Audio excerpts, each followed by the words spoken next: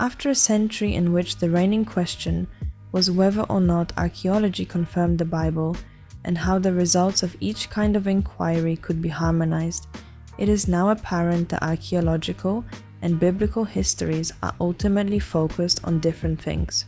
Archaeology offers a new way of writing ancient history, a story of how humans interact with their environment and with each other, how they move, eat, live, and die, and organize themselves socially. So an archaeologist will be recording what level of the soil the object is found at, what objects are nearby, and they're also learning things from the soil. In a sense, the archaeologist is reading the site as if you were reading your favorite book backwards, in starting at the end of the story and then trying to work your way towards the beginnings of the story by disassembling and documenting the layers of human activity and lack of activity that have occurred at that place over time. So an archaeological site is rich and dense with information. If we go in and we only pull out the most beautiful, the most precious objects, and cast aside what seems like the detritus of everyday life, we're going to lose so much that could tell us about a culture. It is a history of processes, cultures, habits, rather than of individual events. The French historians Marc Bloch and Fernand Braudel and the Annales School distinguish between histoire événementielle, history of events, the short-term time scale dominated by biography and incidents, and the longue durée, the long-term processes of evolving structures and patterns of human behavior. This approach also recognizes the importance of including all levels of society and addressing collective consciousness and purpose rather than that of individuals. And France has always been the lighthouse, in the methodology of history, especially in the 20th century, especially starting, I would say, in the 20s, 30s of the 20th century, which means about a century ago. And I take from the French three concepts of studying history, which I think are applicable to biblical studies and to the study of ancient Israel, including archaeology and ancient Israel. The first one, that is now very popular and we all use it, the idea of a longue durée, the long term.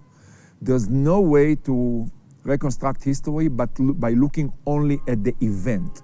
A campaign, a military campaign here, a construction there, things like this. We need to look at the long-term settlement history of the country, territorial history, what the Germans used to call territorial Geschichte, and the French speak about longue durée.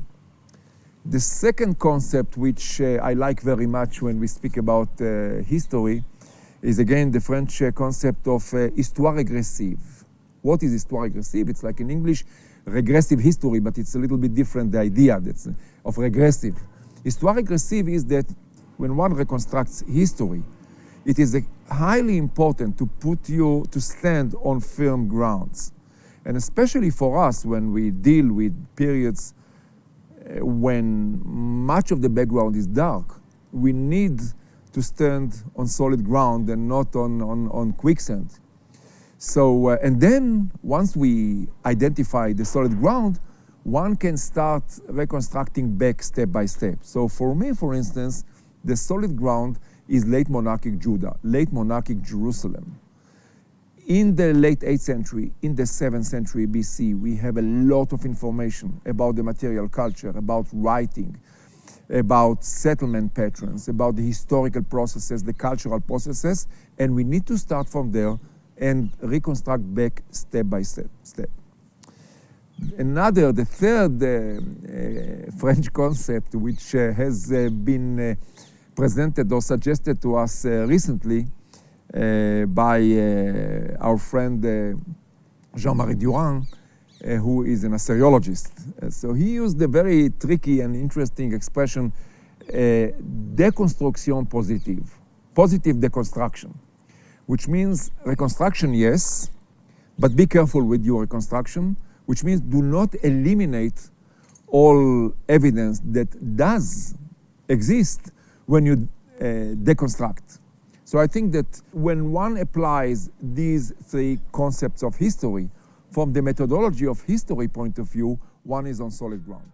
In common speech, we often use history to mean the past, but history implies something both more and also less than this. The past includes everything that has been before us and will always be almost entirely unknown. If we did know it, it would appear to us chaotic, meaningless, and mostly of no interest. But this verdict applies to even the sum total of what we do know. Indeed, until quite recently, history was only concerned with prominent individuals, whose exploits tended to provide more memorable portraits of the past than the repetitive, everyday activity of the majority of folk.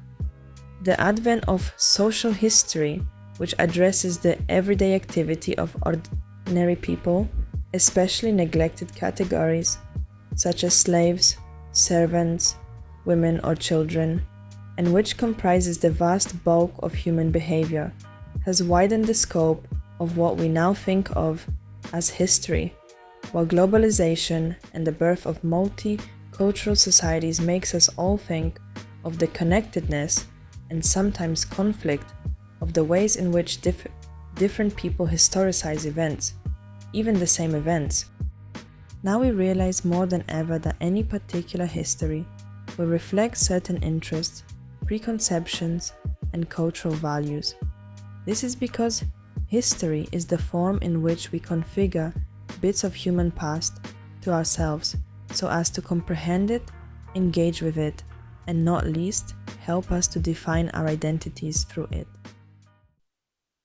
Back in the beginning, it was, let's find lost civilizations, let's find spectacular finds. It was, how old is humanity? Which, even when I was an undergraduate, was only 100,000 years. Now it's 3 million. The focus really changed in the late 19th century with the first attention paid to small artifacts like pottery fragments. And it changed again in the 1930s when they began to look at waterlogged sites and changing relationships with the environment and vegetation, studying ancient fossil pollens. It changed again dramatically with the development of radiocarbon dating in the late 40s and 50s, which for the first time gave us a global chronology of the ancient past. And it's changed dramatically in recent years thanks to the use of laser technology to study entire landscapes. We can now look through rainforest and see the landscape around Angkor Wat in Cambodia, or around a Maya city, or even a Virginia estate, with dramatic results, because what we're doing now more and more is looking at the common folk. And arising from that, another thing we're beginning to look at more and more is ethnicity, identity, gender, all these issues. Because one of the things we've realized, and this is a major change, is that there isn't just the past. There is your past and my past. In modern developed societies, we are immersed both in informal, traditional forms of knowledge about the past and also in formal knowledge. Formal knowledge of the past is what modern historians aim to acquire. It is what arises from the kind of procedures just described as those of a court of law. It aims to establish past events by the analysis of evidence that can be tested. An important consequence of this procedure is that the knowledge produced, usually only to a degree of probability, can itself be challenged, tested and revised using similar methods. In case this process appears to be too mechanical and scientific, let us be clear that critical or formal inquiry about the past is not a pure science, nor merely a matter of applying rules. It can certainly be regarded as, in part, a social science, and modern historians increasingly operate as social scientists. The critical historian must argue for whatever seems the most probable, and yet we cannot fail to be aware that improbable things will occasionally happen. Critical histories will always be histories of the probable, even when assessments of the probable will differ amongst historians. Beyond known facts, historical knowledge, and explanations of historical events is knowledge of probabilities. But the historian does have to try to understand and evaluate biblical texts and stories that are judged unhistorical. They cannot be discarded because these stories and the texts that contain them are still products of history. At some time, someone wrote them, and for reasons that we are surely obliged to try and find out. Hence, tradition history, even where it concludes that traditions cannot be claimed as narrating history, is still investigating history. The history of beliefs about the past, and the history of producing texts about the past. The priority now given to archaeological data, which have increasingly been interpreted to provide evidence of social habits, belief systems, and lifestyles, is bringing about a change also in the historian's approach to biblical texts. If it is true that even in the 20th century theological concerns and religious agendas dominated history writing, the proper context has now shifted. No history of ancient Israel can ignore social scientific frameworks and methodologies. As a result of this shift, historians of ancient Israel and Judah can finally see themselves as behaving in much the same way as all other historians, dissolving the barrier that separated sacred history from profane history. So where is the history of ancient Israel at present?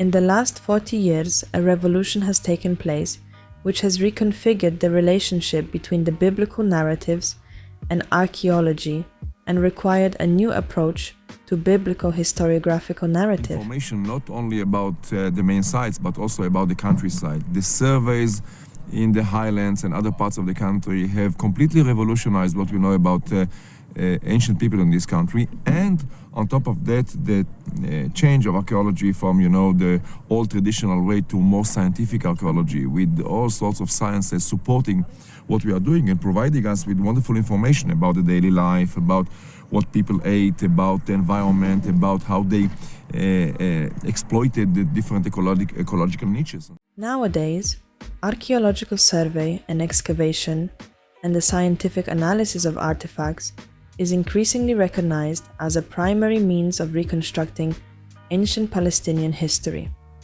How this corpus of knowledge should stand alongside the biblical narratives, how the two kinds of material should be combined by the historian, has provided the major theme of scholarly debate for a century.